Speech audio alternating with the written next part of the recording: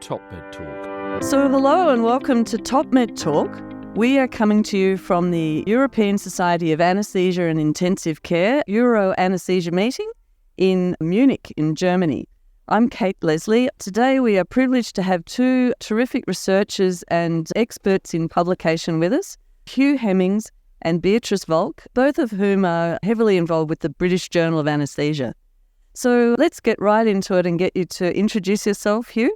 Sure. Hugh Hemmings. I'm an anesthesiologist at New York Presbyterian Hospital in New York City and a professor at Weill Cornell Medicine, also editor-in-chief of the British Journal of Anaesthesia. And you do a bit of research. I do. I have a basic science laboratory. I'm a neuropharmacologist studying how anesthetics affect synaptic transmission. And Beatrijs. I'm an anesthetic trainee currently working in Germany, in central Germany. And I'm currently a BJA editorial fellow. So I'm enjoying immensely working with you guys and just seeing how things behind the scenes work. And so for complete transparency, I'm one of the handling editors of the BJA, and so I'm enjoying working with both of you. So Hugh, how did the Editorial Fellowship Program arise at the BJA? So we're committed to training the next generation and developing I know it's a little bit overused maybe, but a pipeline of future academic anesthesiologists. And we recognize a need to bring people along at an earlier stage. One of the first things I did as editor-in-chief was to create the Associate Editorial Board, which has been, I think, very productive in terms of adding reviewers to our journal, also pipeline to editorial positions. So that begot the next thing, which was the Editorial Fellowship, which is to hopefully lead trainees and even earlier career anesthesiologists and anesthetists into publishing.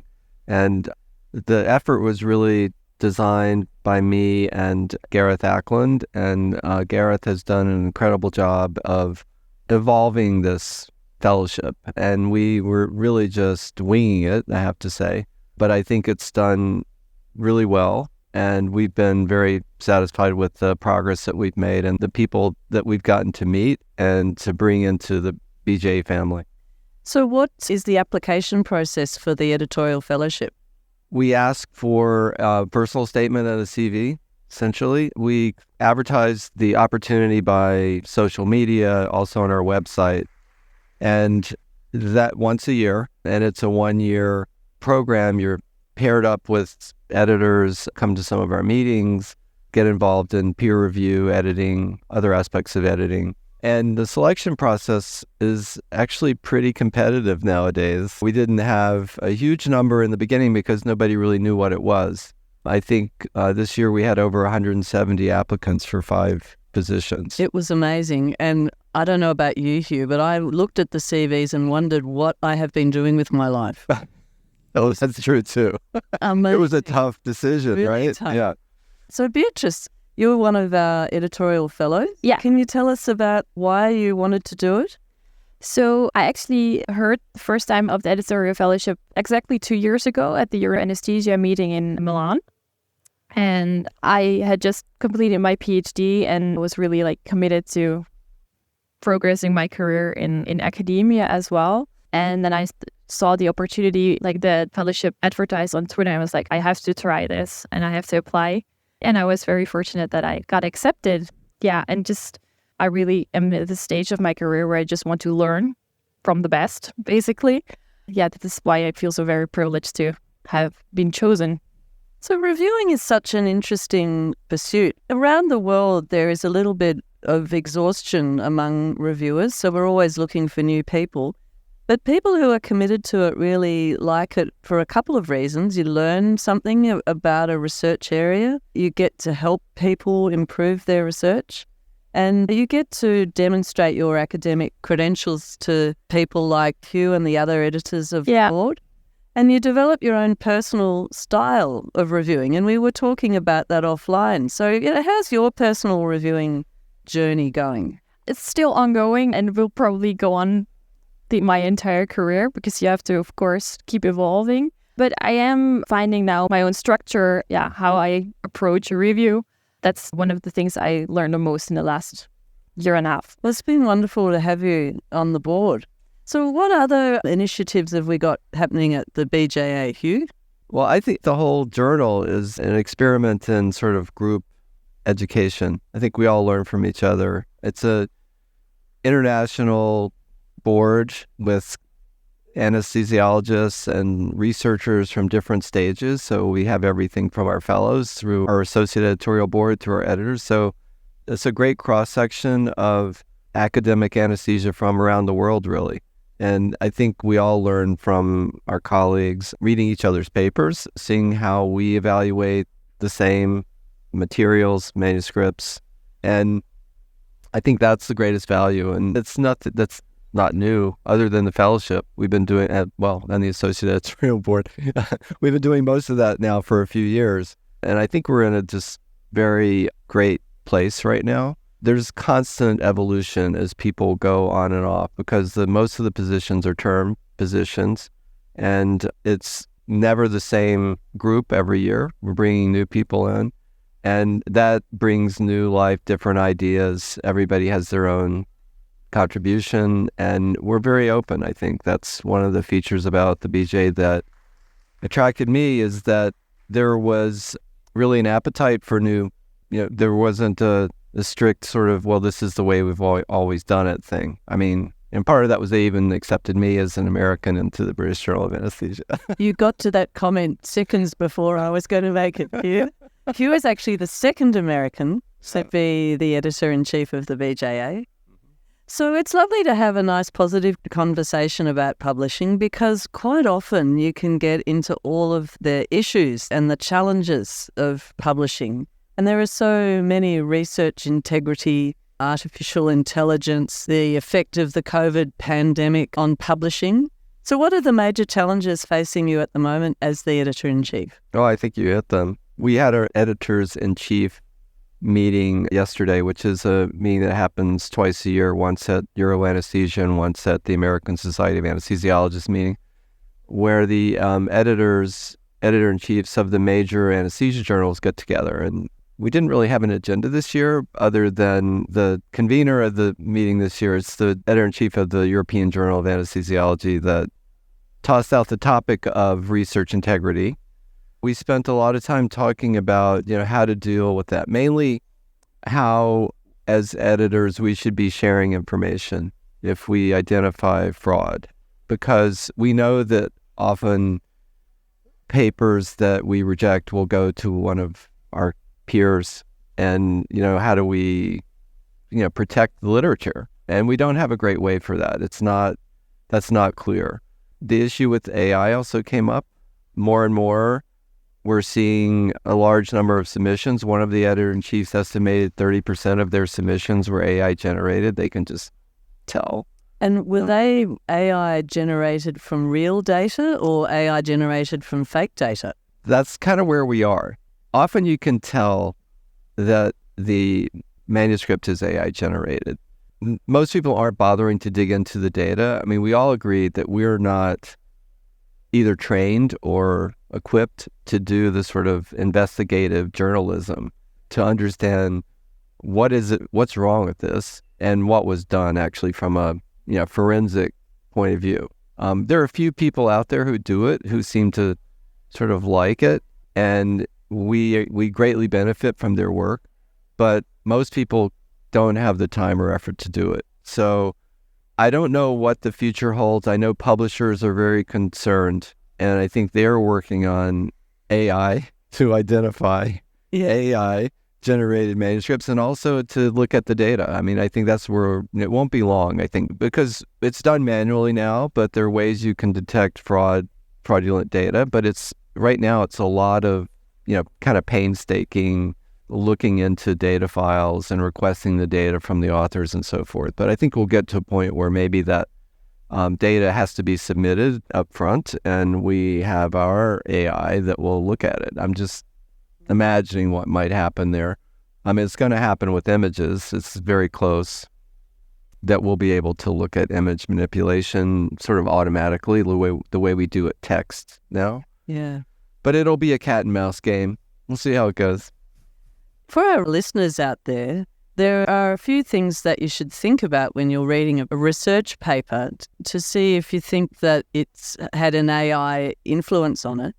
And when I'm reading a paper, I try to see how plain the language is and how much it sounds like someone talking normally. And often AI generative systems produce this tortured language and sentences that nobody would say. Not a person who spoke English as a native speaker of English or even as a really good second language speaker. Just nonsense. So that's what I have in the last couple of months have been coming to look for. So what other things should our readers of the BJA or any scientific journal look for the influence of AI? It's subtle. And as the models get better, it's harder and harder, I think. But I think those are the main things, the sort of awkward phrases, sort of unusual vocabulary, not really scientific all the time. AI is pretty good at sort of synthesizing what's in the metaverse of information and generating something on a topic. It's not so good at interpreting your data. So the discussion sections are usually hard to generate because that's new, and putting the findings of the paper in the context of the literature, there aren't models, I think, that are good at that yet. So I think that's probably where you'll pick it up most easily. Introductions may be pretty good, but after that, no. One of the other things I do is to look at the references. Oh, yeah. So people will generally want to use the best reference available from the highest ranking or most appropriate journal. So they would be much more likely to choose a paper from the New England Journal of Medicine than from the Parkville Journal of PONV Research, for example. But AI-generated text seems to grab references from all over the place, from journals that I've never heard of. I mean, there's lots of those. So that's another thing to look for. And I think they've gotten better, but initially, like ChatGPT-3 would make up references. So it would do so-called hallucinating. So some of the references aren't real even. I think that's not so common anymore. They've caught on to that, and mostly they're checking the references, I hope, anyway. So the BJA has done a couple of special issues, and I was thinking of you, Beatrijs, when I was thinking about our sustainability issue, because that's something that that emerging researchers and anesthesiologists are getting pretty worked up about. Yeah. Did you enjoy that issue, and is that something that you and your colleagues are? Yeah, I did. And of course, being in the younger generation, we will have to work in the field for at least another 30 to 40 years. And in the time frame, sustainability, climate-friendly anesthesia, climate-friendly surgical rooms, ORs will become even more important as we see how fast climate change is going to go. So it's, for our generation, sustainability is of course very important for that. Well, I'd like to welcome the editor-in-chief or co-editor-in-chief of another important medical communication outlet, Desiree Chappell. Welcome. You were at a innovation workshop, Desiree. I was. Thank you for bringing me back in, Kate. I appreciate that.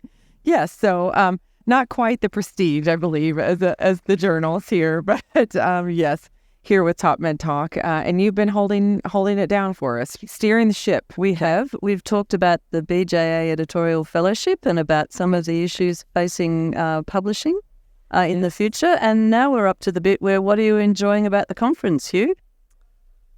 Wow. Are you enjoying anything of that? Well, no, actually, I was not so much. I haven't been out that much. I've been mostly either at the meeting or working in my room, unfortunately. I did come from a late breaking trials meeting just now that was always interesting. I think it's tough to time your studies to a major international meeting, but that session is able to do it. So there are several new trials that are just published today, including one in the BJA that I was happy to hear about. So that's the latest. The next big thing for me is going to be the BJ session in a couple hours. And What's that about? it's on regional versus general anesthesia. That old chestnut? Yes. I mean, but we'll see. I think that might draw in a few people. I mean, there were areas where we were able to combine the two special issues that are coming out this year. One on regional anesthesia, which is current right now, that's available, that you can view for free through the month of May, so you have a few more days. And then the upcoming special issue on sustainability.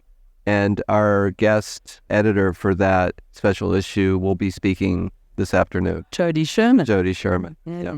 Can I ask a question really quickly coming into the conversation? I'm sorry if you've talked about any of this before, but two questions that I have. So general versus regional anesthesia, full stop, not general in specific cases or... Yeah, choosing one or the other. There's some evidence that for certain procedures where either you can make a choice, that one may or may not be better. But we sort of broke it down into one is more around efficacy and one talk is more about environmental impact. Sustainability. Yeah, when you first said that, I was thinking regional with doing a MAC as in a total joint, like a knee or something like that, and where most of the time we end up doing mostly a general too with regional. I don't know if that's something that's another issue. Yeah. But that's where my mind was as soon as you said that was going to. It's a really important point that you make, because if you do a research project where you don't exclude deep sedation from the regional group, then you end up having a lot of trouble telling the difference between regional and general. I would think that would be tough to do, because a lot of people say they're doing MAC, but I know, in the endoscopy suites we say we're doing that as well, and it's not actually close to MAC. Yes, it's on a general anesthesia. The other question very quickly that I had was, what are some of the breaking topics in anesthesia? I mean, what were some of the topics that were discussed, and what are we seeing in the BJA? It's a broad one because we publish in pain, critical care, anesthesia, including fundamental research. I would say on the clinical side, there is a lot happening with regional anesthesia. We see that's a growing field. And a lot with, I'd say, intraoperative management of blood pressure, sort of cardiovascular effects and impact on outcomes. Yes. We're seeing more and more submissions around that, and we're actually planning a special issue on intraoperative hypotension to come up next year. That's great. And actually getting that outcome data, that's been really hard. We know IOH is a problem per se, but the impact that it has and any type of intervention that may have. So cardiovascular. Yeah. And there's also a lot of neuro things. I mean, it's all over the place. I know. It's a great time. Yeah. Oh, it's very exciting. Okay. Oh, I was going to ask Beatrijs what you're looking forward to. What I'm looking for here and there, I always enjoy Euroanesthesia immensely because I've been working at different places throughout my career already, and it's always great to meet friends and to meet old colleagues, and then that's one of the highlights for me of these conferences. Yeah, but also just see what's new, because I'm also at an early stage of my career, and as a resident, just learning about topics and how we can also optimize the daily clinical care at our hospital and what we can implement from different topics. Yeah. That's great. So it's a true impact everyday clinicians. Yeah. You can take that information. Yeah, about. also, yeah. It's fantastic. Well, you opened it, Kate, so I'll close this out. Thank you guys so much for joining us here on Top Med Talk. It was a pleasure, and hopefully we can have more conversations about late breaking and hot topics in anesthesia, what's coming out. It's good. And thank you for listening to Top Med Talk. You can find us at topmedtalk.com on your favorite podcatcher. We are on YouTube. If you have found us on YouTube, thank you so much. Be sure to give us a thumbs up, subscribe to our channel. Every little bit helps. Thanks so much for listening. Cheers, everybody. Top Med Talk. Thanks for downloading Top Med Talk. Don't forget to subscribe. Check us out on YouTube and, of course, on social media. We're on Instagram, Facebook and X. Also, it's important to remember that Top Med Talk is the broadcasting arm of EBPOM, evidence-based perioperative medicine.